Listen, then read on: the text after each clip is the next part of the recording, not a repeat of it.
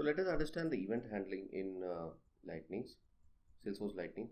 So basically what happens in Lightning is there are two types of events. The events can be passed from parent to nested component to a child to a nested component, or custom events can be propagated from the nested component to a parent component. So these are the two scenarios that we are going to look at. Okay.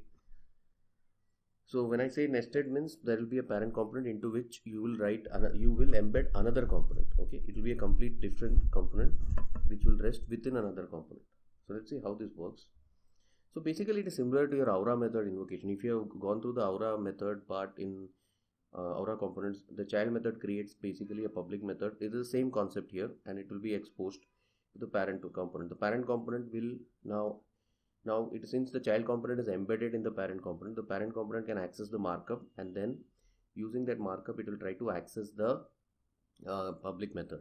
In Aura components you will use component.find, whereas here you will say this.template gets query selector, the component, and then the method. Okay.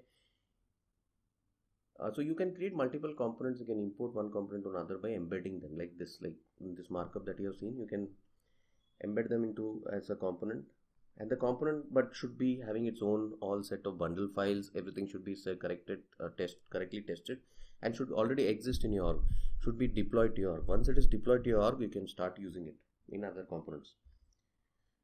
So first let's take a look at the nested events example. Let's build one in real time.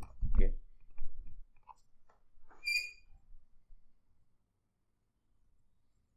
So we have to head over to the Visual Studio, and what we will do is let's create a new folder and call it child component. We'll build the child component first, and this child component is going to contain 3 files.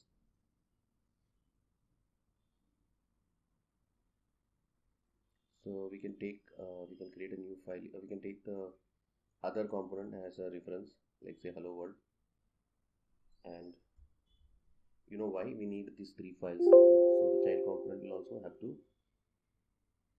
So let's copy this.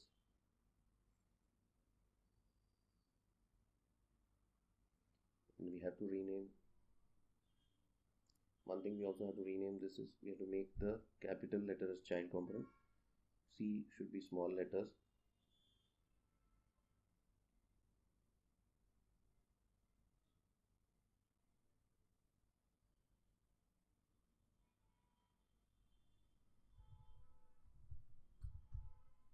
So we say child component.html.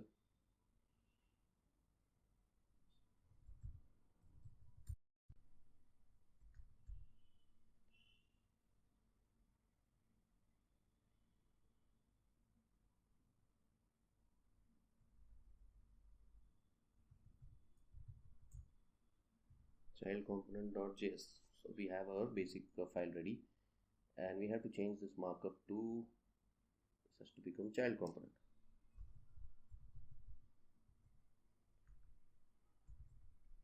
So what we are going to do here is we are going to have we are not going to store anything right now. So we are going to have and we are going to make it a markup as @API. Okay, so what we are going to do is we are going to create a public method, say @API. So basically a very simple logic here. Whenever this method gets invoked, this is going to get assigned a value. Okay, whatever parameters are passed to this, correct? I hope you understand this part. But I have exposed this method as a public method so that the parent component can access it. This is all that is required here. We don't need to add any Aura method, any say other syntax here. And in the HTML, of course, I'll have to say, I'll remove all of this, say that and the variable which will be value from. Alright. So basically what is happening is whenever there is a change value child is invoked, I'm going to get a value in this. I'm assigning a value to this, and this is going to get this is going to reflect in the UI because you know it's an it's got the decorator @API. Okay, so also let us mark out this one. We don't need this, but we will you need it for the, and rest of the markup is fine. So our child components is good to go. It's ready here. So all you have to do is make it ready here. Now let's create let's copy this a parent component. We're going to start renaming this parent component, and we're also going to get the other values over here. So let's rename this to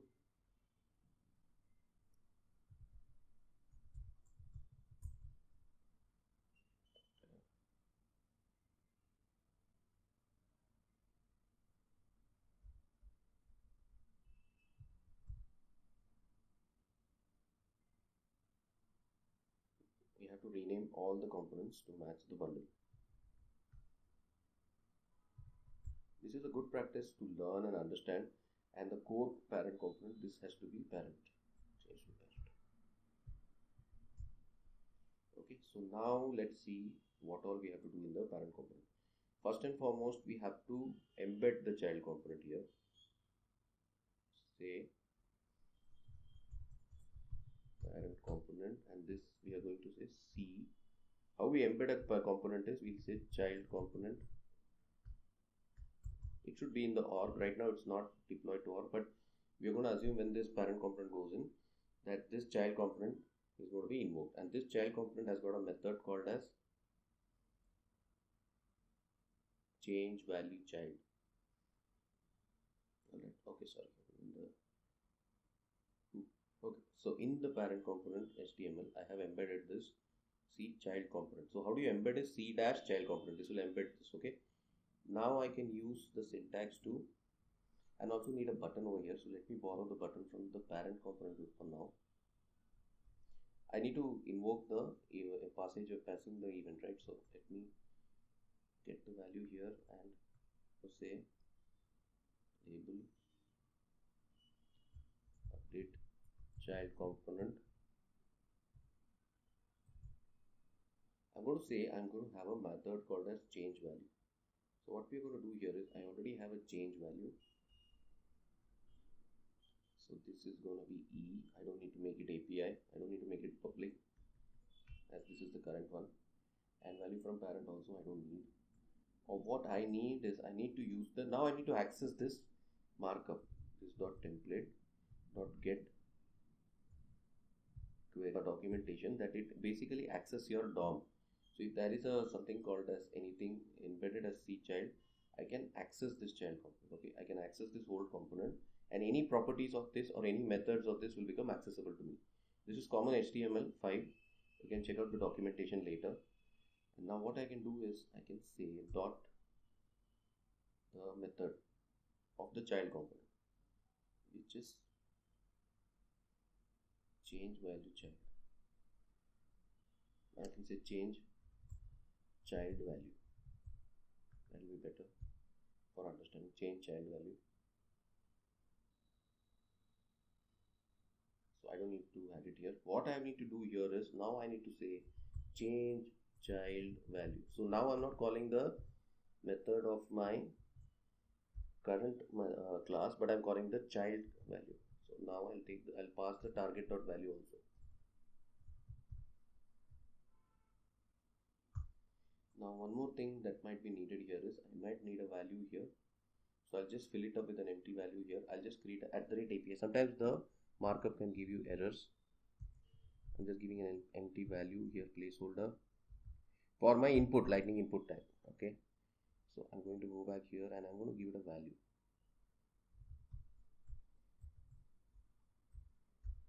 L value. So right now, just give it an empty placeholder. Save all. So now what this is going to do is, let's understand the syntax here. What it is going to do here is, when I click this button, it's going to call change value, right? It's going to call the change value. It will come to the change value. When I click the button, it is going to come to change value, and it's going to call the change child value of my child component. I'll use the get query selector to get the value, and then I'll call the child component. So it has get query selector. It's not get query selector, it's just query selector. And then within the child component, I know there is a change child value. So let's save all of this and embed this and see how it works. So I have created a child, not this one, I have created a child component which has got its own markup, which has got one method, which is updating the value from parent when the method is invoked. So now I'm going to pass this, call this method here and pass the current key, whatever keyed in value is entered by the user. So let's save all. Now we need to first deploy the child component.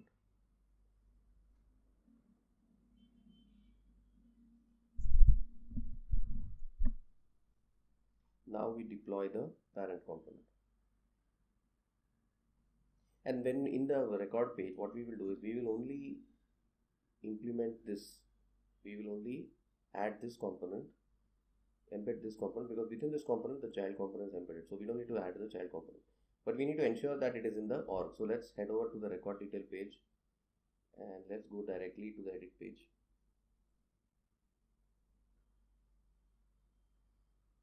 Okay, the parent component is already visible, which is great. So let's drag it to the right side. Save it. So what it will show is, it will markup of the parent component is just this parent component, and in the child component we will get the value data from parent. Okay, spelling mistake.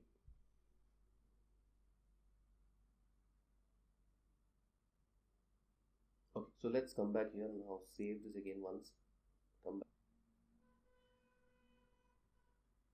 Issue is, there are no problems at the code level, but sometimes it takes some time to kickstart. This is an actual real-time experience that we have faced. So we have set data from parent, value from parent. If you see here, the problem here is we need to have a lightning input. Okay, so we are going to use a lightning input and not a button, because there is no value there otherwise. So let's make it input and type equal to text.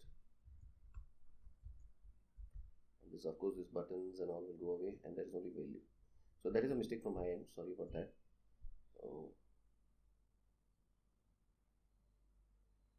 on click is on there, on change, on click is there, but we are not going to use on click. So let's change this to lightning input. Okay, so now we have our thing going on. So now on change we are going to fire this change value. So let's save all of this. I got a little so we are using a lightning input type here. So basically it takes a lightning input type, now the input type and values L value, and then it will just call this method on change of this. Okay, so let's see this working here.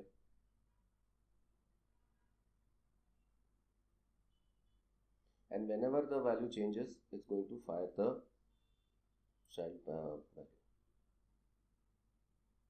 This is still not updated because we no longer need a button. We are going to use an input text.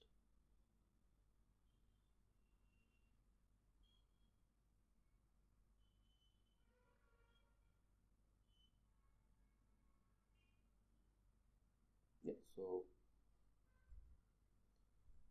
as you can see now, whatever we are typing is getting thrown onto the parent component. Now please understand, this is data from parent. Okay, now this is embedded in the parent component. This is not embedded in the child component. Look here. If you look here, this input value is holding in the parent component, but data in the child component is changing. Okay, so just be aware of this. Just pay attention here. In the child HTML, we have said value from parent, right? So this is getting updated. So this method is getting invoked. Okay, so see child component, and then the e.target.value parent component is getting. Parent component is calling first the query selectors method and passing this passing the child method a parameter, which is updating the child component's value. So this is the first way from where from the parent component the child component is getting updated. Okay, so park it over here and complete this part, and then we'll continue with the other way. So now what has happened here is from the child component. So just for a better understanding, what I'll do is I'll keep this, embed this child component below the parent component, so it will make more sense.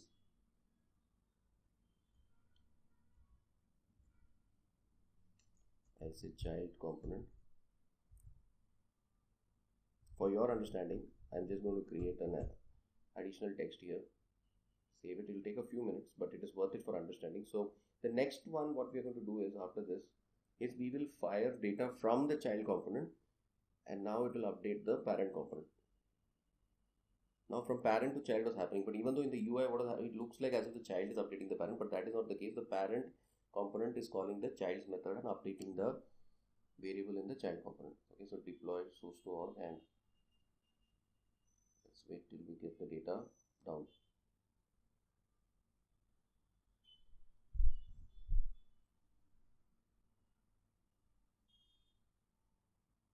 Yeah, so the child component test. So this is what the parent component is passing data to the child component. Now the next thing that we are going to do is we are going to pass data from the child component using custom events to the parent component. So let's do that after this. Park it over here and complete this. Park the video, pause the video over here and complete the session. Complete this part.